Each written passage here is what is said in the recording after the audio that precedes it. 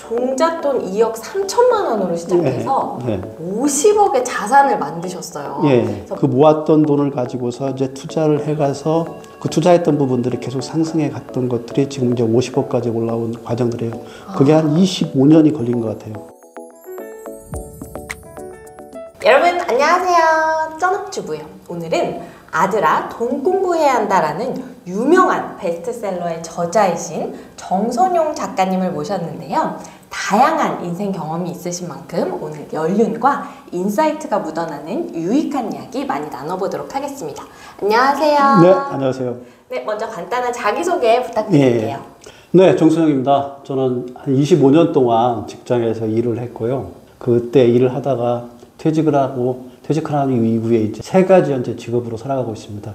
첫째는 아까 소개받았듯이 작가로 활동하고 있고요. 작가 이외에 지금 공부하고 있는 학생입니다. 지금 박사과정 공부하고 그 박사과정 공부하고 난 이후에는 이제 교수라도 좀 해보려고 박사과정도 공부 좀 하고 있고요. 그 다음에 지금 제가 식품을 워낙 오랫동안 해왔기 때문에 유통업체에 있으면서 식품을 가지고서 강연이라든가 간단한 컨설팅을 해주고 있는 그 비즈니스 하고 있습니다. 그래서 그 비즈니스 대표까지 이 세 가지 역할을 해서 예전에 직원으로 살 때보다는 지금이 훨씬 더 활발하게 제 2의 인생을 좀 살아가고 있습니다. 제가 자랑이 너무 심했나요? 아닙니다. 지금 더 바빠지셨을 것 같아요. 좀 많이 바쁘게 생활하고 있습니다. 네, 또 이 바쁜 와중에 아들아 시리즈의 완결판인 아들아 돈 공부는 인생 공부였다 라는 신간을 출간을 해주셨어요. 저는 이 책 제목 딱 보고 굉장히 인상적이고 또 공감도 많이 가더라고요. 그래서 이 제목이 좀 어떤 의미인지.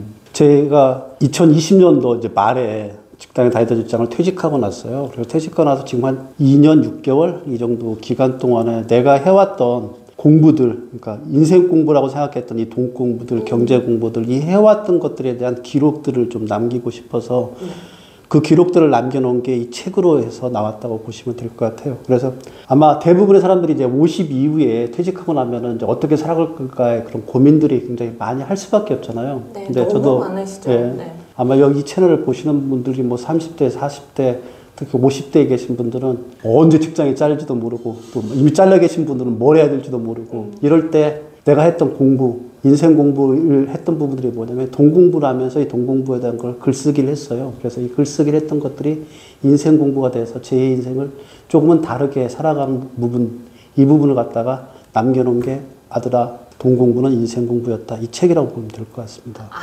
네. 그런데 작가님께서 충분히 아들한테 돈 공부해라 라고 말씀을 당당하게 하실 만한 게 종잣돈 2억 3천만 원으로 시작해서 50억의 자산을 만드셨어요. 그래서 많은 분들이 이 투자 스토리가 좀 궁금하실 것 같은데 그 이야기를 좀 해주실 수 있을까요? 투자 스토리를 하려고 그러면 1997년도로 이제 돌아가야 돼요. 상당히 오랜 시간으로 지금부터 한 25년도로 되돌아가야 되는데 25년도에 제가 그 와이프가 이제 결혼을 딱 그때 했어요. 97년도 10월 5일 이때 결혼했는데 98년도 10월 5일인데 11월 3일이 뭐였냐면 대한민국이 IMF를 선언한 날이에요. 그러니까 제가 결혼하자마자 한 달이 지나자마자 우리나라는 IMF가 됐었잖아요. 그때 결혼해서 그때는 이미 우리 큰애가 이제 와이프 배 안에 있었고 그런 시기에 이제 딱 시작을 했으니까 가장 어려운 시기, 그러니까 1997년도 그때 가장 어려운 시기부터 지금까지 25년을 해서 그때 2,500만 원 가지고 시작했던 부분들이 지금 50억이 나왔으니까 좀 어찌 보면은 히스토리가 굉장히 궁금할 만한 얘기인 거잖아요. 네, 그렇죠. 사실은 거기에 주인공은 사실은 제가 아니라는 건 내가 여러 차례에서 얘기했으니까 아마 알 거예요. 저보다는 저희 와이프의 역할이 커서 와이프가 해왔던 과정들에 대한 얘기들을 좀 해드릴게요. 그러니까 99년도 그때 딱 회사가 부도나고 대한민국이 부도나 있는 상황에서 그 와이프가 저한테 딱 했던 얘기가 이거예요. 야, 단기간에 승부를 안 될 것 같다. 장기적인 승부를 하자. 그래서 돈을 갖다가 종잣돈을 모으는데 우리는 당분간 10년 동안은 몰입을 하자. 그래서 10년 동안에 그러니까 1997년부터 2007년까지 거의 저축에, 그러니까 전략과 저축에 모든 걸 다 몰입했던 것 같아요. 그래서 한 달에 월 200만 원씩을 하자는 처음에 계획대로 해서 2억 3천만 원을 갖다가 모을 수 있는 부분들이 그때 가능했던 거예요. 그래서 그 모든 힘에는 뭐가 작용한다면 절약하고 저축이에요. 그렇게 해서 10년 동안 2억 3천이라는 종잣돈을 모았고 그 모았던 돈을 가지고서 이제 투자를 해가서 그 투자했던 부분들이 계속 상승해 갔던 것들이 지금 이제 50억까지 올라온 과정들이에요. 그게 한 25년이 걸린 것 같아요. 저는 그 과정을 놓고 가장 힘든 과정을 얘기하라고 그러면 초기 10년이었던 것 같아요. 그러니까 97년부터 2007년까지. 그래서 여기에 계신 분들이 아마 30대나 이런 분들은 지금 그 시기에 바로 저희들처럼 종잣돈을 모으기 위한 절약과 저축을 시작하라는 얘기를 먼저 해드리고 싶어요. 그때가 가장 좋은 시기예요. 왜냐하면 그 시기를 지나고 나면은 주거 비용하고 교육 비용이 같이 들어가게 되면은 그 시기 이후에는 돈을 모을 수 있는 것들이 힘들어요. 네. 그래서 그리고 또 그때가 모아야 되는 이유가 가장 큰 게 뭐냐면 애들이 교육비로 빠지기 이전에 모을 수 있는 부분들 충분히 모으고 근데 모든 사람의 마음은 그때 즐기고 싶잖아요. 신혼 때 우리 행복은 이런 거야 막 이러고 하고 싶은데 여행도 가고 싶고 뭐 하고 싶고 하고 그러고 싶은데 사실은 그 시기에 종잣돈을 모아야 될 가장 최적기인 것 같아요. 타이밍이 좋은 시기. 그래서 그때 2억 3천을 모았던 걸 가지고 대출을 받아서 아파트를 샀고 그 아파트들이 지금에 와서는 거의 한 3배까지 이제 상승하는 이런 효과들을 내온 거예요. 그래서 10년 단위로 아파트 하나 사고 5년 단위로 아파트 하나, 5년 단위로 아파트를 해서 지금은 재건축 아파트 3채. 이 3채가 지금 15억씩 해서 45억. 그래서 부동산 자산이 한 45억 정도, 그리고 나머지 현금 자산, 그 다음에 금 해가지고 50억 정도까지 이렇게 올라올. 혹시 순자산이 50억이신 건가요? 거기에 포함된 건 그 은행권의 대출은 하나도 없고요. 전세 자금 받아 있는 거 그것만 나머지 있고 나머지는 다 순자산입니다. 와, 많은 분들이 꿈꾸는 이 따라가고 싶은 스토리가 아닐까 이런 생각이 드는데 특히 이제 초반에 10년은 열심히 저축을 해서 종잣돈을 모으고 그 다음에 10년은 하나씩 이제 자산을 늘려가는 기간으로 삼으셨던 것 같아요. 그러니까 자본의 생성기가 있고 자본의 투자기가 있고 자본의 성숙기가 있어요. 몇 년 하면 그러니까 대부분 다 자본을 모아가는 생성기는 한 10년 정도에서 한 2억 3천 정도 그 정도가 모아야 되고요. 그 다음부터는 자본의 투자기이기 때문에 투자기 때는 적절한 시점에 맞춰가지고 계속 투자금만 해나가면 그게 5년 단위에서 20년까지는 대부분 다 자본의 생성과 투자기인 것 같고요. 숙성기가 한 5년 정도만 되면 그때 갑자기 자산이 점프하는 것 같아요. 특히 부동산 자산은. 그래서 제가 그때 총 투자해가지고 했던 부분들은 사실은 2억 해가지고 6억에서 한 6, 7억 정도 이 정도만은 저희 자본이 들어갔는데 나머지 부분들은 불어난 건가요? 다 불어난 거니까. 그러니까 뭐 모든 분들이 다 그건 아마 다 요즘 이제 다 아실 텐데 사실은 근로소득만 가지고서는 자산을 갖다가 사실 2,500만 원에서 50억까지 올라가는 건 불가능하잖아요. 근데 거기에 더 중요한 건 뭐냐면 이 근로소득이 없으면은 이렇게 올라가는 걸 할 수가 없어요. 그래서 이 고정소득에 대한 소중함을 알고 그 고정소득을 모아서 그걸 종잣돈을 만들고 이 종잣돈을 부동산에 투자를 해서 한다고 그러면 지금 뭐 30대인 40대인 직장인들 누구나 다 저 정도의 자산은 다 할 수 있을 거라고 생각합니다. 네. 이 말씀을 들으면 사실 요즘 이제 3040 이런 분들은 10년 안에 자본도 모으고 투자도 하고 숙성도 다 시키고 싶어 하거든요. 그건 불가능하죠. 조금 조급한 마음을 내려놓을 수 있을 것 같다는 생각이 들고요. 그런데 이제 이 정도 자산이 사실 있으시면 일반적으로 생각했을 때는 뭐 당장 내일 내가 잘려도 뭐 나 든든하다 이런 마음이 들 것 같은데 또 생각보다 작가님께서는 그 퇴사 당시가 조금 충격이 있으셨던 것 같아요. 그래서 그 퇴사 스토리를 조금 말씀해 주실 수 있을까요? 아마 다 마찬가지일 거예요. 그 뭐 아무리 바이오족이라 하더라도 사실 자기가 몸담고 있는 회사를 갖다 나온다는 건 충격을 받을 수밖에 없고요. 그리고 뭐 임원 정도 되면은 복지가 꽤 괜찮아요. 그렇겠죠. 그래서 복지가 꽤 괜찮아서 그 복지가 주는 혜택이 너무 달콤해요.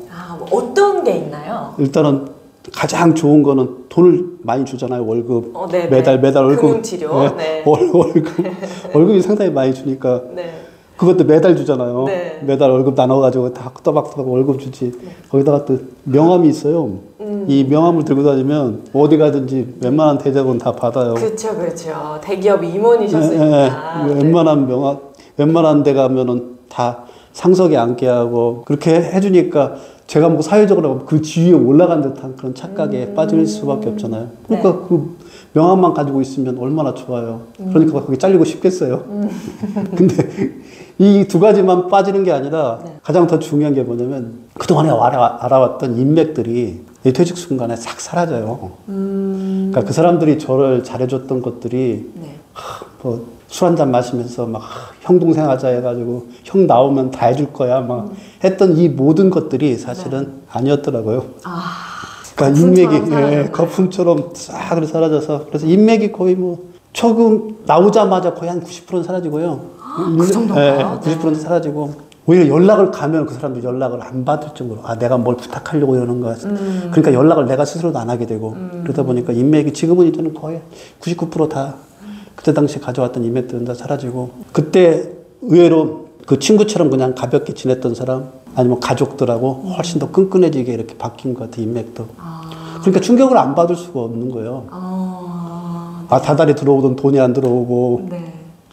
명함이 주는 혜택 주고 거기다가 뭐 이 자리에서 더 자세하게 설명하기 어려운 것들이 그 이외의 복지들이 많잖아요. 네. 뭐 스마트폰부터 노트북 그다음에 자동차 네. 이 모든 것들을 내 돈 내고 가지고 하는 게 아니잖아요. 네. 다 사용은 다 회사에서 복지로 준 거니까. 네. 그래서 저는 이제 건강검진도 나오고 퇴직하고 난 뒤에 건강검진 접수하면서 네. 어떻게 접수하는지도 몰랐고 가서 돈을 내다 보니까 이게 비싼 거였구나. 임원일 때는 최고급 라인으로 갔잖아요. 네. 그게 얼마나 비싼 건강검진 비용이었던가도 나와서 깨닫게 되고요. 그러니까 이런 모든 것들을 깨닫게 되다 보니까 퇴직이라는 것들이 그냥 단순하게 내가 돈을 준비됐다 아니면 내가 뭐 일이 있다 이런 것들을 차원을 떠나가지고 상실감이 커요. 그래서 전 사회적 죽음이라는 표현도 했던 이유가 그런 네. 겁니다. 그러니까 단순하게 지겨운 일에서 해방됐다 이런 생각을 갖고 퇴직할 사람들은 전 대한민국에 없다고 생각을 합니다. 그런데 예. 이제 2020년에 이렇게 예. 이제 다소 좀 충격적이었던 퇴사를 하시고 예. 그 이후에 이제 실제로 몇 년 지나면서 이 퇴사 후 이 라이프를 정말 몸소 직접 경험을 하셨잖아요. 그러면서 이제 그런 생각과 또 여러 가지 이런 것들을 책에 굉장히 잘 담아주셨더라고요. 그래서 그거를 사실 한 문장으로 굉장히 잘 표현해 주신 게 나이 50은 인생의 크레바스다라고 표현을 해주셨어요. 이게 좀 어떤 의미인지 잘 모르더라고요. 사실은 책 제목을 아들아 돈 공부는 인생 공부였다가 아니라 사실은 책 제목을 인생의 크레바스로 하려고 그랬어요. 근데 출판사에서 반대를 하더라고요. 크레바스란 뜻을 잘 모를 거라고 웬만한 사람들이. 그래서 제가 크레바스란 뜻을 좀 설명을 한다면 크레바스가 뭐냐면요. 이 빙하들 있잖아요. 그 만년설에 있는 빙하들이 그 사이에 갈라진 틈들이 있어요. 네. 근데 이게 그러니까 에베레스트 산이나 안나푸르나 이런 산들을 올라가다 보면 그건 갈라진 틈들 위에 눈이 덮여 있어가지고 등산하다가 등반하다가 가장 많은 사망을 발생되는 게 바로 그 크레바스예요. 거기 한번 빠지면 그냥 가다가 쑥 떨어져서 저 땅끝이 보이지 않는 끝까지 그냥 추락해버리는 사라져버리는 이런 크레바스 같은 것들이 나이 50대니까 내 삶에 하나둘씩 이렇게 보인다. 그런 의미니까 이 인생의 크레바스 이 말은 좀 상당히 무서운 말이 되겠죠. 네, 그러네요. 좀 씁쓸하고 슬프기도 하고. 무서운 말이죠. 나이가 50이 딱 되니까 크레바스를 만난다 그러니까 50이 되고 싶지 않은 분들이 많을 것 같은데. 미루고 싶다. 네. 그런 크레바스가 우리 그 나이 50이 넘고 나면 인생에 딱딱딱 출현하는 것 같아요. 이 크레바스 종류를 저는 이제 4가지로 그래서 이제 정리를 했는데 첫째 부분은 뭐냐면요. 나이 50이 딱 되니까 일단 눈이 노화도 시작되고 귀에 이명도 시작되고 또 이빨 자꾸 치과만 가기가 무서운 게 임플란트로 바꾸라고 그러고 씹을 때 잘 안 씹히고 이런 일들이 어쩔 수 없이 벌어지더라고요. 그러니까 육체적 크레바스의 질병들이 하나하나 50대부터 나오기 시작하더라고요. 저 같은 경우에 이제 가장 큰 질병인 암이 이제 나 가장 가까이에 있는 와이프가 암이 딱 걸렸으니까 그래서 나이 50에는 어쩔 수 없이 육체적 크레바스인 질병을 만날 수밖에 없구나. 그러니까 이런 부분들은 미리 사전에 준비해야 될 필요성이 분명히 있다 하는 생각들을 했고요. 두 번째 부분은 저는 이제 마음의 크레바스라고 그러는데, 그러니까 인간 관계들이 이렇게 다 사라져가면서 아까도 말씀하신 것처럼 고독이 그러니까 고독이라는 이 크레바스가 또 오더라고요. 나이 딱 50 되니까.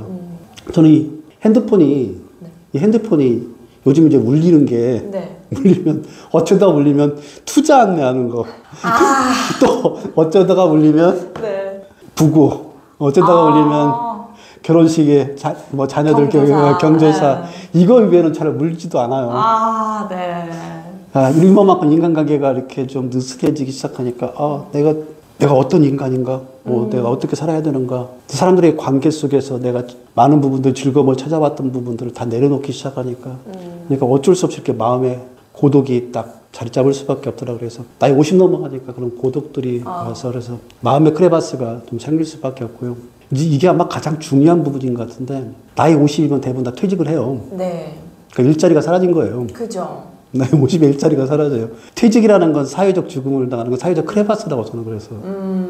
그러니까 우리나라의 평균적으로 49.3세가 아마 그러니까 퍼스트잡이라고 그러잖아요. 이게 사라지는 게 49.3세더라고요. 근데 그 이후에 이제 재취업의 시장은 사실 재취업의 시장은 굉장히 열악한 시장이에요. 그러니까 많이 내려놔야 되죠. 많이 내려놓는 것만으로도 안 돼요. 저는 이제 그걸 그래서 재취업 시장을 패션 시장이라고 얘기하는데, 그러니까 패션 시장에는 이 사이즈가 스몰 사이즈하고 미디엄 사이즈밖에 없어요. M 사이즈밖에. 대부분 다 그 사람들을 맞출 수밖에 없잖아요. 근데 50이 넘어가면 몸이 이미 비대해져서 2X 라지 사이즈밖에 입을 수가 없잖아요. 기껏 낮춘다 하더라도 라지 사이즈 정도. 근데 그런 몸을 가지고서 취직을 하려고 그러니까 스몰이나 M 사이즈에 맞출 수가 없잖아요. 근데 이것까지 사이즈만 안 맞으면 좋은데 옷의 스타일도 다 바뀌어버린 거예요. 바지단이 짧은 것들이, 우리 때는 긴 거 입고 다녔는데 바지단이 짧은 걸로 스타일이 바뀌어서 허리도 막 이미 불어나가지고 거기에 허리도 안 맞고, 그런 식으로 재취업 시장은 이미 50 이후에 진입할 수 없을 만큼 그런 열악한 구조를 가지고 있기 때문에, 그래서 49.3세에 딱 퇴직을 당하고 나면 사회적으로 거의 버림받는 듯한, 그래서 전 사회적 죽음을 당하는 사회적 퇴직, 사회적 크레바스라고 칭하는 이 퇴직이 50대 이후에 만나게 되기 때문에, 그래서 50이라는 게 슬픈 나이인 것 같아요. 근데 여기다가 저는 이제 그건 안 만났는데, 제 주변에 있는 친구들 중에는 이제 이것마저 만나게 되니까 이제 거의 삶이 지옥이 되더라고요. 가난. 그러니까 경제적 크레바스, 가난까지. 특히 50대, 왜냐면 50대 이전에는 아까 말씀드렸듯이 기본적인 잡에서 기본적인 소득을 가져왔는데, 세컨 잡에서는 재취업 시장에서는 취직도 안 되지만 사실은 소득이 크지가 않기 때문에 생계형으로 막 꾸역꾸역 살아가다 보면 가난에 빠져들잖아요. 그래서 이 가난이 50 이후에는 보통 이제 경제적 크레바스로 가장 크게 작동을 할 수밖에 없는 구조죠. 그러니까 나이가 50이 넘어가면 이렇게 뭐 퇴직, 질병, 고독 이런 것들이 쏟아져 오기 때문에, 그래서 인생의 크레바스라는 제목을 해서 아들아 동공분의 인생 공부였다 책을 사실 쓰고 싶었고, 내가 2년 6개월에 만났던 우리 삶의 모습이었다. 그래서 그렇게 표현했습니다. 크레바스라고. 네네. 그리고 사실 이 지금 인생의 크레바스라는 이야기가 아마 가장 해주고 싶으셨던 핵심 얘기인 것 같기도 하고, 말씀하신 이 4가지 중에 이 앞에 3가지가 마지막 가난을 같이 이렇게 만나면 이제 더 소용돌이칠 것 같다. 그렇죠. 이런 생각이 드는데, 아마 이런 의미에서 책에서 행복은 돈으로 빚어낸 그릇이 아니지만 불행은 돈으로 빚어진 그릇이 맞다. 그리고 또 삶에서 결국 행복과 불행은 돈이 좌우한다. 이런 표현도 해주셨어요. 그만큼 아마 인생에서 돈이 중요하다. 이 말씀을 강조하고 싶으셨던 것 같은데,